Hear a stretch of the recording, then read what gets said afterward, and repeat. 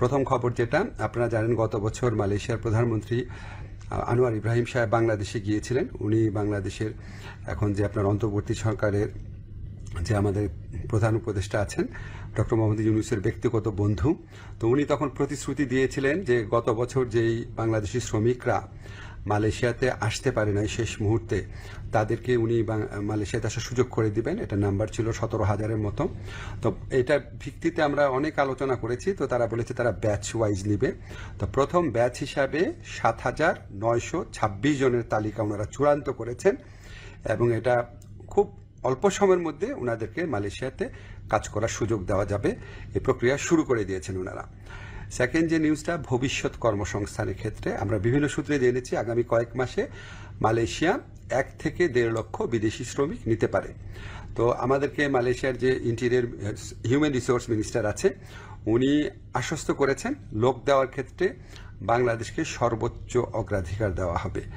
বাংলাদেশ থেকে সবচেয়ে বেশি লোক নেবেন ওনারা, এটুকু আশ্বাস আমরা পেয়েছি। তো আমরা অনুরোধ করেছিলাম বাংলাদেশে যারা রিক্রুটিং এজেন্ট আছে তাদের সবার জন্য যেন উন্মুক্ত করে দেওয়া হয়, যাতে সবাই লোক পাঠানোর সুযোগ নিতে পারে। এটা আমরা অনেক ভালোভাবে বুঝিয়ে বলেছি। তো ওনারা বলেছেন ওনারা এটা ভালোভাবে বিবেচনা করে দেখবেন, আমাদেরকে অচিরেই ওনারা এই ব্যাপারে সিদ্ধান্ত জানাবেন। তো আমাদের একটা বড় অগ্রগতি যেটা হয়েছে, আমি মালয়েশিয়ার যে ইন্টেরিয়র মিনিস্টার আছে ওনাকে রিকোয়েস্ট করেছিলাম, আমাদের শ্রমিকরা মাল্টিপল ভিসা পায় না, সিঙ্গেল এন্ট্রি পায়, অন্য দেশের শ্রমিকরা পায় মাল্টিপল এন্ট্রি। তো এটা নিয়ে বেশ কিছুক্ষণ কথা হয়েছে। উনি আমাদেরকে শুধু প্রতিশ্রুতি দেন নাই, ওনার সাথে যারা কর্মকর্তারা ছিল তাদেরকে এই ব্যাপারে দ্রুত পদক্ষেপ নেওয়ার জন্য নির্দেশ দিয়েছেন।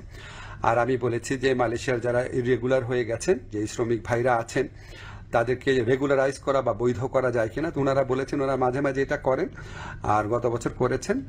আর ওনারা বলেছেন যে যাদের পাসপোর্ট এক্সপায়ার্ড হয়ে যায়, ভিসা এক্সপায়ার্ড হয়ে যায়, তাদের ক্ষেত্রে এটা হয়তো করা সম্ভব হবে না। তখন আমি বলেছি দেখেন, অনেক সময় আছে যে মালিকের গাফলতির কারণে বা মালিকের ত্রুটির কারণে এটা হয়, তো সেগুলি আলাদাভাবে বিবেচনা করা যায় কিনা। ওনারা প্রতিশ্রুতি দিয়েছেন, ওনারা এটা বিবেচনা করে দেখবেন।